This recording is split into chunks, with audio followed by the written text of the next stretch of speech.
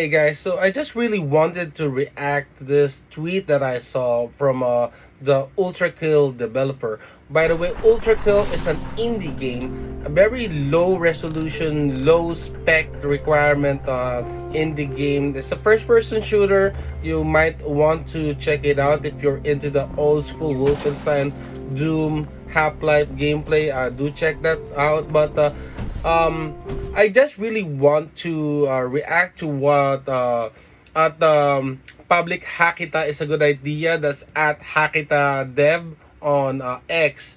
And what he said, he reacted to a post in regards to somebody saying, "I love pirating indie games." And this is such a hard-hitting comment from Hakita.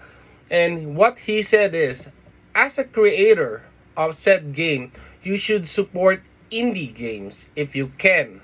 But culture shouldn't exist only for those who can afford it. Ultra Kill wouldn't exist if I hadn't had easy access to movies, music, and games growing up. If you don't have the money, you can support by a word of mouth. So, such a humble and goosebump inducing tweet by Hakita, and the way he views things. And I am no stranger to piracy. During my younger years, during the days when, of course, you don't have money then, and when I was growing up, I was just buying this bootleg CDs just to be. What's important for us was just to be able to play the games, just to experience the games. We weren't really into the buying these original games because let's admit, games are expensive. It's just the $60, $90. Digital editions even go as far as $100 to $150, and you're not even getting anything physical, nothing physical at all. So what he said here is a huge eye opener, and it is somewhat polarizing because we as gamers, especially those of us who have adult money now, would want to support these developers, especially him being an indie developer, being somebody who's not making that much money on the video game that he created. For him to outright say this is such, it's really, it shooks you to the core. It makes you rethink about things, but at the same time, the moral values on this are so polarizing. You're at one end, it's it's stealing. We know during the days of the Napster, and we know that piracy ain't good. It's not gonna do anybody any good.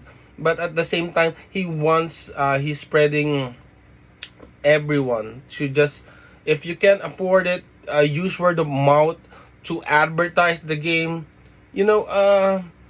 It's, I really am flabbergasted. I'm not really sure how I would be able to properly say my thoughts on this, but here we go.